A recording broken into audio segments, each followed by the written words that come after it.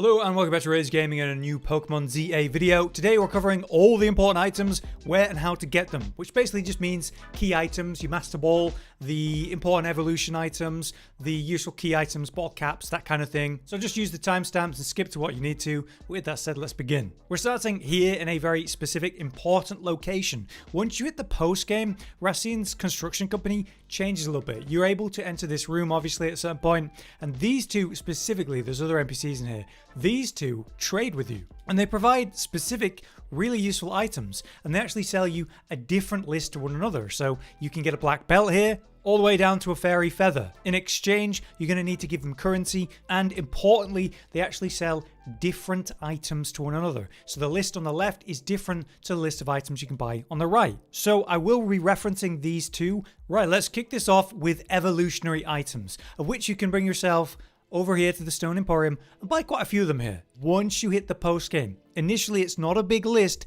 but it does expand. The most when you hit the post game in particular. Starting with the Dawnstone then, you can buy that here obviously just for 3k, pretty straightforward. But you can also pick these up in Legendary Labs. And on the floor throughout the game, there's a few locations you might find these. However, there is the side quest, Frostlass Unfinished Business, you can find here in Blue Sector 3. Once you've started main mission 30, it becomes available. Complete that side quest and you just get a Dawnstone as a guaranteed option if that's what you need.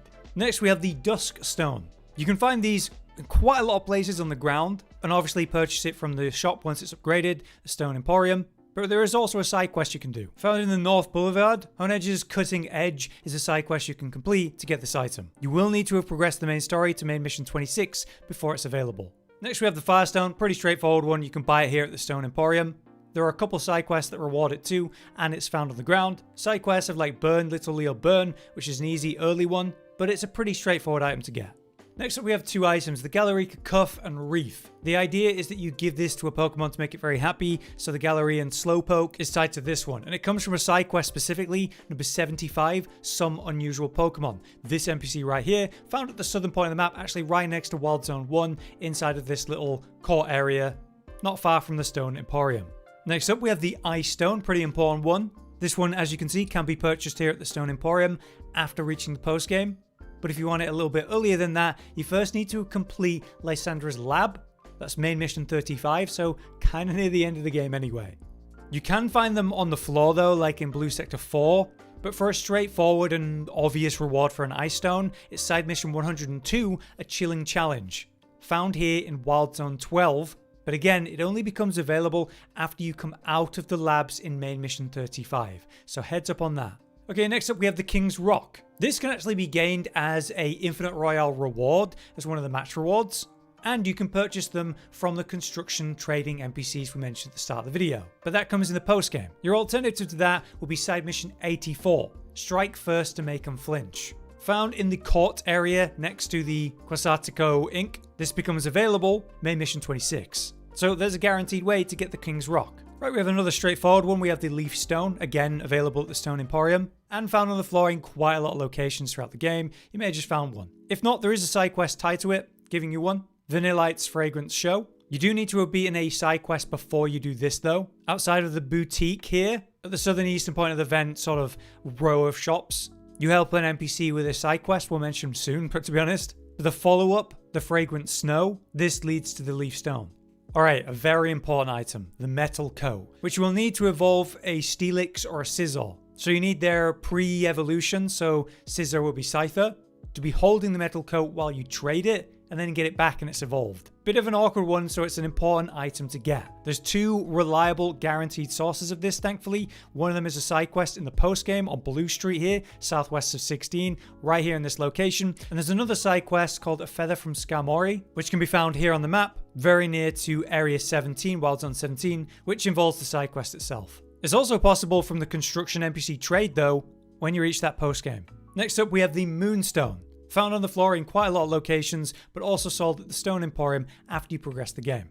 Next we have these sachets. You get these as a match reward in the Infinite Royale, but there's also an early side mission 10, Skiddo's Fragrant Leaves. So again, next to the Stone Emporium, there's this like shop lining at the southeastern one. That's a NPC stood outside of it that offers this side quest. So this item's a reward for that. Next you have the Shiny Stone, again unlocked here at the Stone Emporium. Available for certain in the post game, but also found on the floor in quite a few locations like the Magenta District in Magenta Sector 3. There's one on the floor there. Moving on, we have the Sunstone, also sold here after you reach post-game. Found on the floor in quite a lot of locations, like the Blue District in Blue Sector 4 or Blue Sector 6. But there is a side mission that rewards it, that is finding a place for Heliolisk. That's side mission 93. You can't find this until you've achieved main mission 31 in the main story, but once it's available you can do the side quest and get a Sunstone and a medium-sized XP candy as a reward.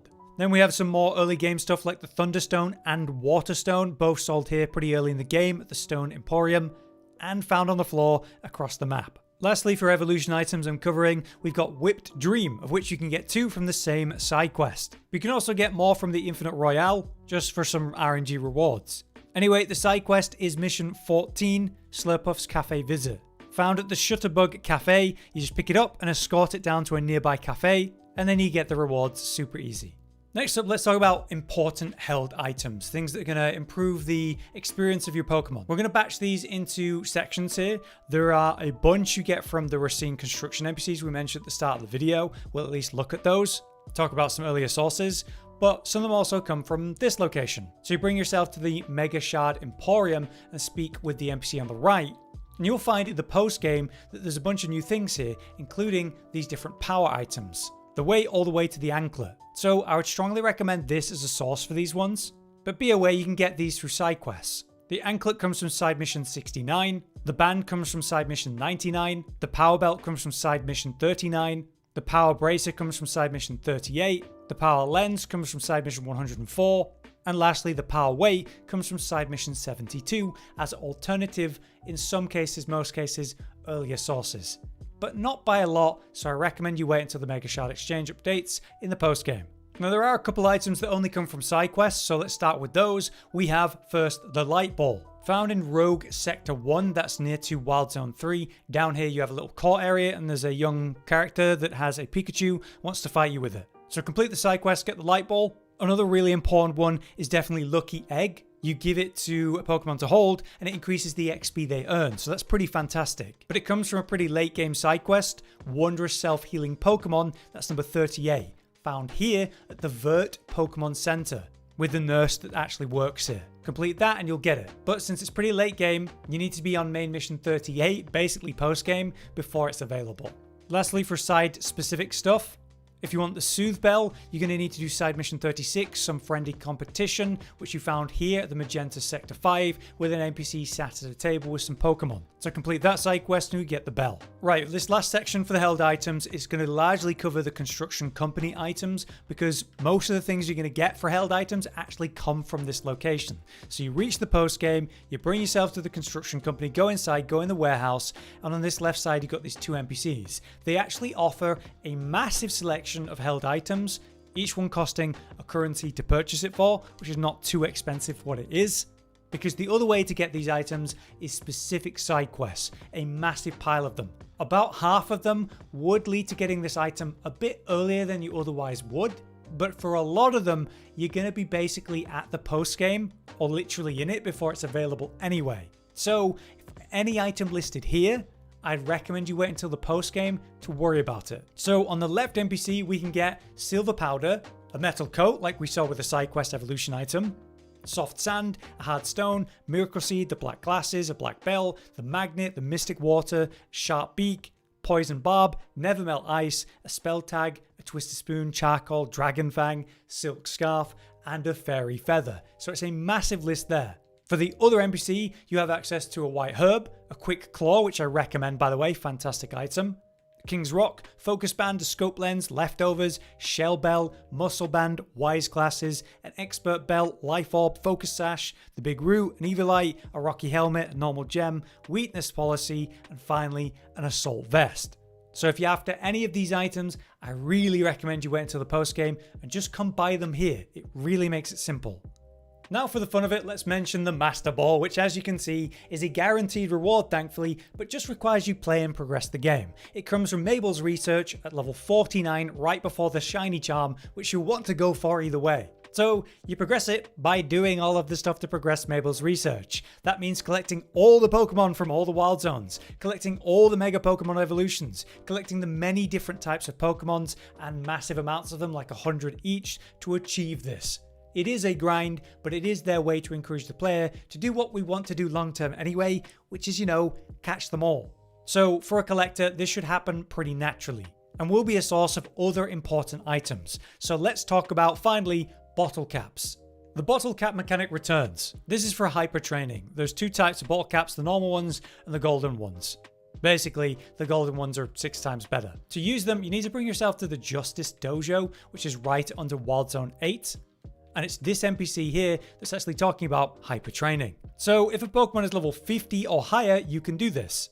You choose a Pokemon for the purpose of hyper training. Then you choose whether you're going to do regular or gold bottle caps. So I'll use mine for this example. And as you can see, you can choose to raise a specific stat called IVs. And with that, we've slightly increased the health of the Pokemon I've selected. The difference between a regular bottle cap then, or a gold one, is that you're increasing the Pokemon stat by 1 with a bottle cap, or 6 at a time with a gold bottle cap. So obviously they're way better. One great source of them will be doing Mabel's research. Level 36, you get 10 just regular ones. Whereas right below the Master Ball, at level 48, you can get 3 golden bottle caps as a fantastic source of them. However, you're going to want a lot more than that long term. So for regular bottle caps, you can actually find them in Area 20 as an unreliable source. But as another source, we have the Infinite Royale. As you complete the tournaments and get 50,000 points, get the champion ticket, bring it back to the guy at the Mega Shard Emporium, you do a little battle with a returning NPC from your Z-A progression and get a reward.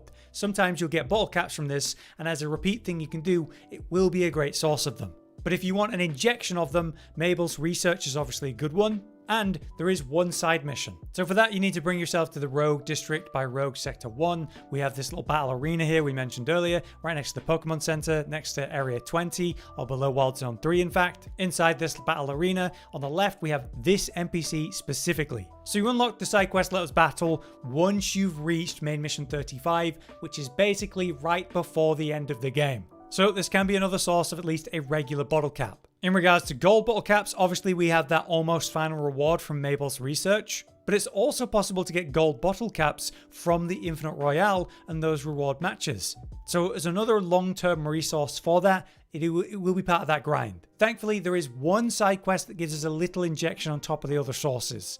It is side quest 103, facing the Furfrel League. So it's not a straightforward side quest compared to others. For one, you need to have done a different one, side quest 62, and you need to have actually been in Lysandra's lab during main mission 35 before it appears. Once you've done that, it is available. Bring yourself to this location right here, just northwest of, say, Wild Zone 11 or southeast of Wild Zone 8. They want you to use a specific Pokemon to take on a sort of tournament setting. It's 4 battles back to back, all using the same Pokemon against each other, the Furfrel. So it's a bit silly, but since it rewards golden bottle caps, it is worth your time. But yeah, there you have it. I hope this overview of the many important items and the ways you can get them is useful. If you guys have any extra information or useful tips though, you can let us know in the comments below. Until next time then, thank you for watching. Josh, Cotton, and Hollow with the videos, dropping the humor like a hammer on your tippy toes, bringing entertainment on a daily arrangement to take our insanity and turn it into entertainment. Yes, I said entertainment twice, to reiterate that it is nice to look into your faces on a mostly daily basis when you let us in your homes to make the whole world a stage. Goodbye.